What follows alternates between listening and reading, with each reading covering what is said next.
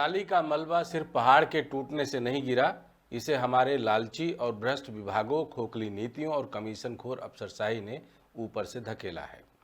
सड़क चौड़ीकरण के नाम पर पहाड़ की नसें काटने वालों से लेकर जल विद्युत परियोजनाओं में पहाड़ का पेट चीरने वालों तक, वन विभाग से लेकर नगर नियोजन तक हर संस्था ने मिलकर इस मौत का ठेका लिया।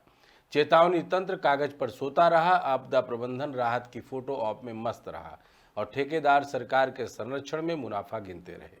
धराली की तबाही प्रकृति का प्रकोप नहीं, इन नीतिगत अपराधियों का सामूहिक नरसंहार है और यह ज्वालामुखी अब फट चुका है। नमस्कार, मैं डॉक्टर विजय शुक्ल। धराली की धरती पर जो कुछ घटा वह सिर्फ एक प्राकृतिक आपदा की कहानी नहीं है, यह हमारे पूरे सिस्टम की असफलता, हमारी नीतियों की खोखली बनावट और पहाड़ों के साथ बरसों से किए जा रहे अपराध का जीवित सबूत है। उत्तरकाशी का यह इलाका हिमालय की गोद में बसा है, जहां हर मोड़, हर घाटी, हर ढलान अपने भीतर जीवन और मृत्यु दोनों की संभावनाएं समेटे हुए है। लेकिन इस बार जो हुआ उसने न केवल गांव को मलबे में दबा दिया, बल्कि यह भी साफ कर दिया कि विकास के नाम पर जो खिलवाड़ हम इन पर्वतों के साथ कर रहे हैं उसका अंजाम कितना भयावह हो सकता है। उस दिन सुबह से ही बादल नीचे झुक आए थे, हवा में नमी घुली हुई थी, जैसे पहाड़ कोई गहरी सांस ले रहा हो और आने वाले तूफान से पहले खुद को संभालने की कोशिश कर रहा हो। दोपहर होते होते पहाड़ियों के ऊपर काले बादलों का बोझ और भारी हो गया। गर्जन के साथ पानी बरसना शुरू हुआ और देखते ही देखते वह मूसलाधार बारिश में बदल गया।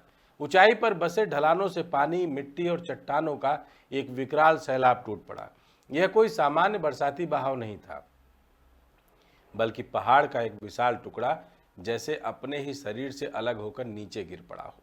यह बहाव धराली की गलियों में घुसा, घरों को निगल गया, दुकानों को तोड़ डाला, होटलों को उखाड़कर बहा ले गया, पुलों को चीर डाला, सड़कों को काट दिया और अपनी राह में आने वाली हर चीज को खत्म कर दिया। धराली में तबाही के दृश्य किसी आपदा फिल्म जैसे थे, लेकिन यह कोई फिल्म नहीं थी। यहाँ चीख पुकार थी, पानी में बहते लोग थे, मलबे में दबे मकानों से मदद की आवाजें थी और बचाव के लिए जूझते हुए वे लोग थे जिन्हें किसी ने समय रहते चेतावनी नहीं दी थी। यह हादसा महज मौसम का खेल नहीं, बल्कि बरसों से पाले जा रहे खतरे का विस्फोट था।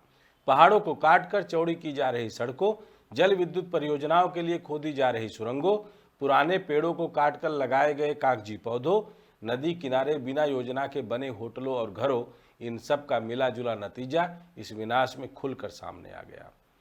धराली की त्रासदी कोई पहली घटना नहीं थी। 1750 में यहाँ के अवांडा का डांडा पहाड़ी का एक विशाल हिस्सा 2000 मीटर की ऊंचाई से टूटकर भागीरथी नदी में गिरा था। उस समय भागीरथी का प्रवाह रुक गया और झाला से जांगला तक 14 किलोमीटर लंबी झील बन गई थी। 3 गांव उस झील में हमेशा के लिए डूब गए थे। तब कोई मशीन नहीं थी, न सड़कें थी, न बड़े बांध थे, फिर भी प्रकृति ने अपना रौद्र रूप दिखाया। उस समय इसे एक दुर्भाग्यपूर्ण घटना मानकर लोग आगे बढ़ गए थे, लेकिन आज जब हमारे पास आधुनिक तकनीक, मौसम पूर्वानुमान, भूगर्भीय अध्ययन, सैटेलाइट निगरानी और आपदा प्रबंधन के तमाम दावे हैं, तब भी धराली जैसी त्रासदी में सैकड़ों लोगों का उजड़ जाना यह बताता है कि इन सब के बावजूद हम चेतावनी को अमल में बदलने में पूरी तरह विफल हैं। ताजा आंकड़े बताते हैं कि अब तक कम से कम 5 लोगों की मौत हो चुकी है, जबकि स्थानीय लोग इस संख्या को और अधिक मानते हैं। 50 से 100 लोगों के लापता होने की खबरें हैं। सेना के पास के एक कैंप से 10 सैनिक और एक जूनियर कमीशन्ड ऑफिसर लापता हुए थे। बाद में 2 सैनिक मिल गए, लेकिन 9 सैनिक अब भी लापता है। 7 अन्य नागरिकों का भी कोई पता नहीं है। बचाव कार्यों में अब तक 190 से अधिक लोगों को सुरक्षित निकाला गया है। हेलीकॉप्टर, ड्रोन, स्निफर डॉग्स और थर्मल कैमरे लगाए गए हैं, लेकिन मलबा इतना ऊंचा है कि कई जगह 3 मंजिला इमारत जितना है। धराली का मुख्य बाजार मिट चुका है।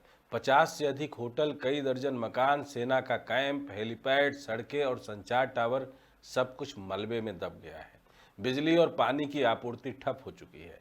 सड़कें टूट जाने से राहत सामग्री पहुंचाना मुश्किल है। मोबाइल और फोन नेटवर्क ध्वस्त हो गए हैं। पहाड़ का एक हिस्सा अब भी खिसक रहा है, जिससे बचाव कार्य लगातार जोखिम में है। यह त्रासदी केवल एक गांव की नहीं है, बल्कि यह पूरे उत्तरकाशी की आपदा संवेदनशीलता का चेहरा है।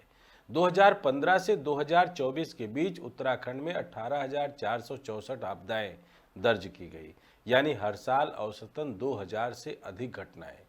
इन घटनाओं में 3,667 मकान पूरी तरह और 9,556 पक्के व 5,390 कच्चे मकान आंशिक रूप से क्षतिग्रस्त हुए। इन आंकड़ों से साफ है कि यह क्षेत्र बरस दर बरस तबाही झेल रहा है, लेकिन सरकार और विभाग हर बार घटना के बाद राहत की घोषणा कर आगे बढ़ जाती हैं। धराली में भी विभागों की लापरवाही खुलकर सामने आई है। आपदा प्रबंधन विभाग के पास हाई रिस्क जोन की सूची थी, लेकिन समय रहते कोई चेतावनी जारी नहीं हुई। निकासी योजना लागू नहीं की गई। सड़क निर्माण विभाग और बीआरओ ने पहाड़ को चौड़ीकरण के नाम पर काटा, लेकिन मलबे को रोकने की कोई अस्थायी व्यवस्था नहीं थी। जल विद्युत परियोजनाओं ने टनल ब्लास्ट और गहरी खुदाई के जरिए पहाड़ को खोखला कर दिया। वन विभाग ने पुराने गहरी जड़ों वाले पेड़ों को काटा और उनकी जगह छोटे पौधे लगाकर वन रोपण का ढोंग किया, जो मिट्टी को पकड़ने की ताकत ही नहीं रखते। नगर और ग्राम नियोजन विभाग ने संवेदनशील इलाकों में बिना भूगर्भीय परीक्षण के निर्माण की अनुमति दी। जिला प्रशासन ने हर बार की तरह घटना के बाद राहत शिविर और मुआवजे की घोषणा कर दी, लेकिन इस घोषणा के बाद आने वाले वर्षों में हालात बदलने के लिए कोई ठोस कदम नहीं उठाया जाएगा। धराली का मलबा केवल घरों और दुकानों को नहीं दबा रहा, यह हमारे सिस्टम की नाकामी, हमारी नीतियों की कमजोरी और हमारे विकास मॉडल की खतरनाक सच्चाई को भी ढक रहा है। हर मौत, हर लापता इंसान, हर बर्बाद मकान इस बात का सबूत है कि हिमालय को हमने एक खनन क्षेत्र, एक पर्यटन स्थल और एक बांध परियोजना की साइट से ज़्यादा कुछ नहीं समझा। लेकिन हिमालय लोहे का किला नहीं है, यह एक नाजुक पर्वत श्रृंखला है जो अपने संतुलन पर जीवित है। जब हम इस संतुलन को तोड़ते हैं तो धराली जैसी त्रासदी अपरिहार्य हो जाती है। यह सोचकर भय होता है कि अगर आज ये धराली है तो कल कोई और गांव होगा, और तब भी हम कहेंगे यह तो प्राकृतिक आपदा थी। लेकिन सच यह है कि यह आपदा मानव निर्मित है। हमने ही पहाड़ों की जड़ों को काटा, उनके सीने पर सुरंगें खोदी, नदियों का रास्ता रोका, और फिर जब उन्होंने जवाब दिया तो हम इसे प्रकृति का कोप कहकर बच निकलना चाहते हैं। धराली की यह चीख सिर्फ उत्तरकाशी के लिए नहीं, पूरे उत्तराखंड के लिए चेतावनी है। अब समय आ गया है कि हम अपनी नीतियों को बदलें, संवेदनशील क्षेत्रों में भारी निर्माण रोकें, आपदा प्रबंधन को कागज से निकालकर जमीन पर उतारें, स्थानीय लोगों को सिर्फ मुआवजा लेने वाले पीड़ित की तरह नहीं, बल्कि नीति निर्माण में भागीदार की तरह शामिल करें। राहत से ज्यादा पुनर्वास और दीर्घकालिक सुरक्षा पर निवेश करें, जो 2013 के आपदा के बाद से अब तक जमीन पर पूरी तरीके से नहीं उतारा जा चुका है। वैसे हम डबल इंजन सरकार की बात करते हैं, हम बाकी और चीज़ों की बात करते हैं। अगर इस बार भी हमने इस चेतावनी को अनसुना किया तो अगली त्रासदी में न केवल गांव और लोग बहेंगे, बल्कि हमारा विवेक, हमारी दूरदर्शिता और हमारी आने वाली पीढ़ियों की सुरक्षा भी बच जाएगी। पहाड़ों की आत्मा अभी भी जीवित है, लेकिन उनकी सांसें भारी हो चुकी हैं। वह हमें आखिरी बार पुकार रही हैं, मुझे मेरे नियमों के साथ जीने दो, वरना जो कुछ तुमने बनाया है वह मेरे साथ बह जाएगी। धराली का मलबा केवल पत्थर और मिट्टी नहीं है, यह हमारी गलतियों का स्मारक है, और अगर हमने इसे पढ़ा नहीं तो अगली बार यह स्मारक कहीं और खड़ा होगा, जहां हमारी ही बनाई हुई बर्बादी का नाम लिखा होगा। यह महज चेतावनी उत्तराखंड के लिए नहीं है, हिमाचल भी इसका जीता जागता उदाहरण है, जहां टाउन कंट्री प्लानिंग अपने घर में सो रहा है, माल गिन रहा है, मोटी कमाई का अपना एक पूरा का पूरा दस्तावेज तैयार कर रहा है। पहाड़ के किनारे, नदियों के ऊपर अलग अलग तरीके से अतिक्रमण की जो कहानी पहाड़ी लोग लिख रहे हैं, वो छोटे समय के लालच के चक्कर में आने वाली पीढ़ियों के लिए बिना पहाड़ वाले एक अलग तरीके की दुनिया देने का पूरा कारनामा साबित होगा। विभाग सोए रहेंगे।